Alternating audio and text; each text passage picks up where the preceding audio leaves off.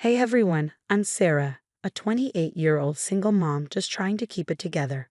I live in a tiny apartment with my adorable 2-year-old daughter, Lily. She's the light of my life, but being a single parent, it's no joke. I'm working my tail off as a waitress, barely scraping by. But I'd do anything for that little munchkin. Then there's my big sister, Jessica. She's got it all figured out, fancy lawyer job, big house, and a husband named Mark who seems like he stepped straight out of a romantic comedy. I'm not gonna lie, sometimes I look at her life and feel like a total mess in comparison. Sarah, honey, how are you holding up? Jessica asks as she swings by my place one afternoon. She's all put together in her designer suit, not a hair out of place, while I'm elbow deep in dishes, with Lily clinging to my leg. Oh, living the dream. I laugh, trying to sound more upbeat than I feel. Jessica gives me that look, a mix of pity and concern. Why don't I take Lily for the weekend? She offers. You could pick up some extra shifts, maybe have a little time for yourself. I hesitate. I hate asking for help, but extra cash would be a godsend. You sure? I don't want to impose. Don't be silly. Mark and I love having her over. It'll be fun. Jessica insists, already scooping up Lily, who giggles and plants a sloppy kiss on her aunt's cheek. Thanks, Jess. You're a lifesaver, I say, feeling a wave of gratitude. Sure, Jessica's life seems perfect, but she's always had my back. As she's packing up Lily's things, Jessica turns to me. Hey, can I borrow your phone charger? Mine's been acting up. Yeah, no problem. It's in my purse on the kitchen table. Help yourself, I call out as I wrestle Lily into her jacket.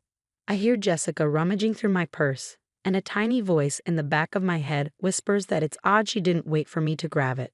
But I brush it off. She's my sister, for crying out loud. Later, after they've left, I flop onto the couch, enjoying the rare silence. I should be cleaning or prepping meals, but instead, I find myself scrolling through Jessica's social media. Vacation pics, work achievements, lovey-dovey posts with Mark. It's like a highlight reel of the perfect life. I sigh, trying to squash the jealousy bubbling up. Get it together, Sarah, I mutter to myself. Jessica's worked hard for what she has, and she's always there for me and Lily. As I'm lost in thought, my phone pings. It's a text from Jessica. * Lily's having a blast. Don't work too hard this weekend, sis. Love you both. * I smile, feeling a mix of emotions. Grateful for the help. Missing my baby girl, and yeah, still a little envious. But mostly, I'm just glad to have Jessica in my corner. A week flies by, and I finally get around to cleaning up the disaster zone that is my apartment. Lily's toys are everywhere, and the laundry pile could probably dress a small army. As I shove things into closets, don't judge, I spot Jessica's designer purse on the coffee table. How did I miss that? Better return this before she freaks out, I mutter, grabbing the purse. It's probably worth more than my entire wardrobe. But as I pick it up, it slips from my hands, spilling its contents all over the floor. Oh, come on, I groan, bending down to gather everything up. That's when I see it, a stack of official-looking papers. Curiosity gets the better of me, and I take a peek. My heart stops. These are adoption papers, with Lily's name on them. What the? My hands start shaking as I read through the documents. Jessica and Mark's names are listed as the adoptive parents. This can't be real. It's got to be some kind of mistake, right? What the heck is going on? I whisper, my mind spinning. Why would Jessica have adoption papers for my daughter? Then it hits me like a ton of bricks. My own sister, the person I trusted most in the world, is trying to steal my baby.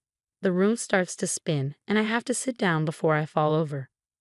No, I mutter, digging deeper into the purse, desperate for some explanation. Something I'm missing. What I find next only deepens the betrayal.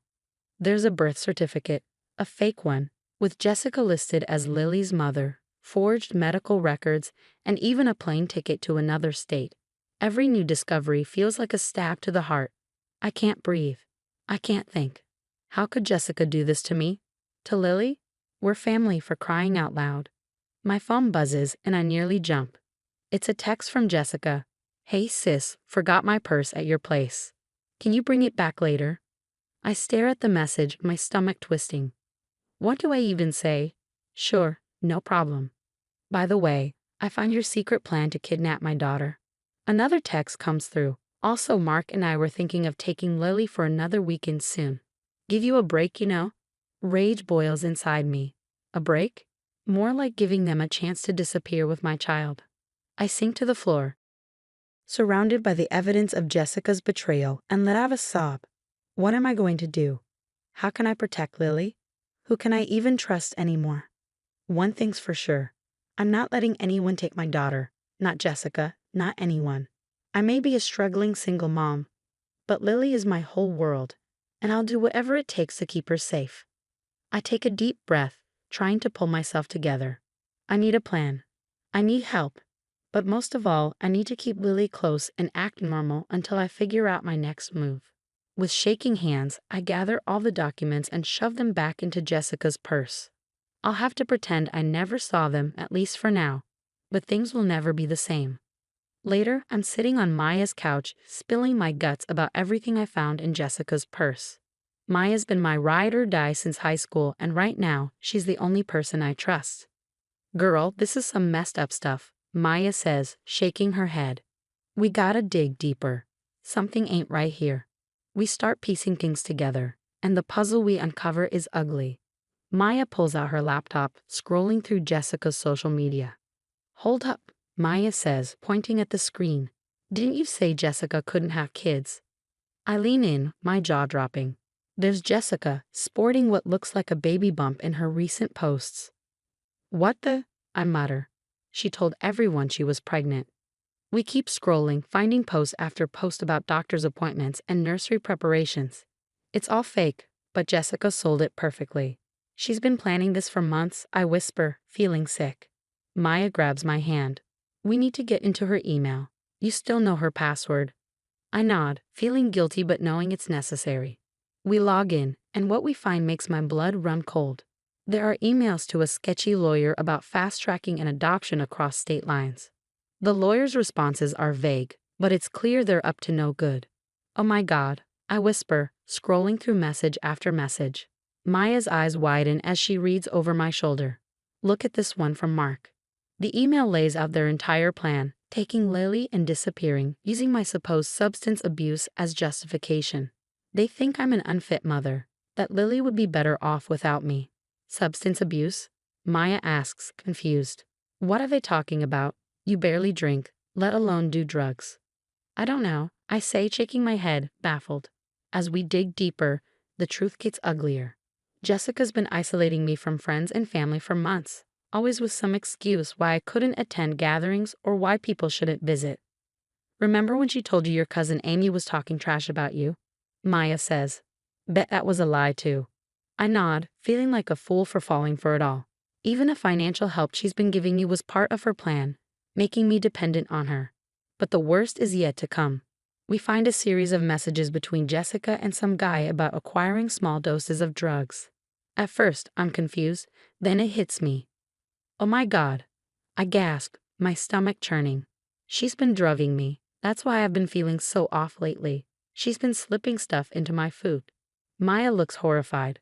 She's setting you up to look like an addict. That's how she's planning to take Lily.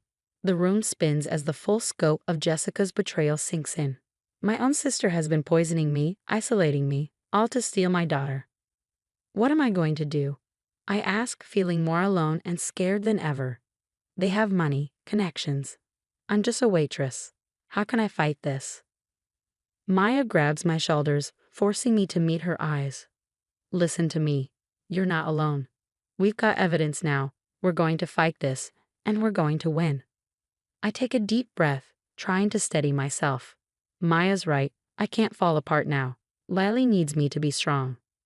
Okay, I say, wiping away the tears I didn't even realize I'd shed. What's our next move? Maya grins, a determined glint in her eye. Now we set a trap. We're going to catch these snakes red-handed. As we start planning, I feel a glimmer of hope. Jessica might think she's got it all figured out, but she doesn't know who she's messing with. I'm a mom, and I'll do whatever it takes to protect my baby. Watch out, sis, you picked the wrong mama bear to mess with. Later, I'm pacing my apartment, torn between wanting to confront Jessica right now and knowing I need to play it smart. Maya's been a godsend, helping me gather evidence and even hooking me up with her cousin, who's a lawyer. We need to catch her red-handed. Maya insists as she sets up hidden cameras around my place. Your word against hers won't be enough. I nod, feeling sick the day Jessica calls, offering to babysit again.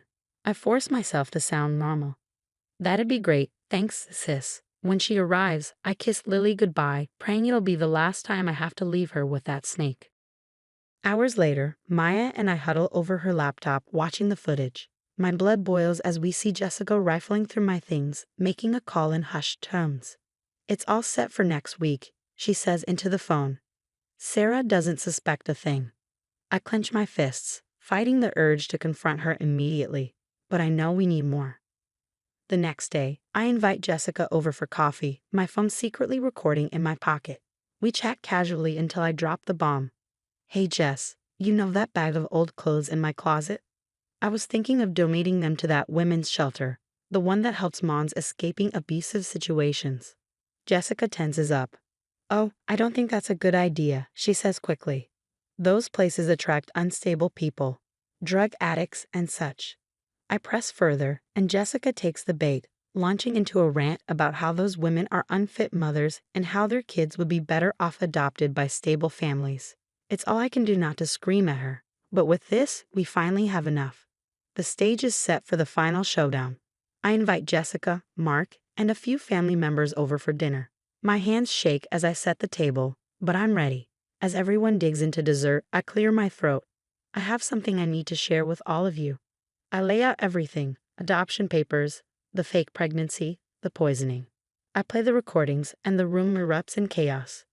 Jessica jumps up, her face pale. She's lying. Sarah's unstable. She's on drugs. But Mark's expression tells a different story. Jessica, what have you done? He whispers, looking horrified. Turns out, Jessica had been manipulating him too, feeding him lies about my non-existent drug problem. He had no idea about the forged documents or the poisoning. As the truth sinks in, Jessica completely unravels. It's not fair, she screams. I deserve that baby more than her. I'm successful, unstable. Why should she get to have a child when I can't? Everyone watches in shock as Jessica rants, her jealousy and resentment pouring out. It's like watching a stranger wear my sister's face. The police arrive, and Jessica is hauled away, kicking and screaming. I collapse into Maya's arms, exhausted but relieved. The next few weeks blur with police statements and court appearances. I file a restraining order against Jessica, who now faces a laundry list of charges. Slowly, I start rebuilding my life. Family members and old friends reach out, apologizing for believing Jessica's lies. It's hard, but I'm working on forgiving them. Months later, I'm pushing Lily on a swing at the park, finally feeling like we can breathe again. Maya sits nearby, watching us as always. Higher, Mama. Lily squeals and I laugh, pushing her towards the sky. As I watch my daughter soar, I think about everything we've been through. It's been hell, but we made it. Jessica's toxic influence is gone, and for the first time in a long time, I feel hopeful about our future. I may not have the perfect life or all the answers, but I've got my daughter, true friends, and strength I never knew I had. And you know what? That's more than enough. The stories come to an end, but now I've got a question for you. If you were in my shoes, would you ever be able to forgive Jessica? Or is some betrayal just too deep to come back from? Drop your thoughts in the comments below. I'm really curious to hear what you do in this situation. If you enjoyed this wild ride, don't forget to hit that like button and subscribe to the channel for more intense stories like this one. Your support means the world to me and helps me keep sharing these experiences. Thanks for listening, and I'll catch you in the next video.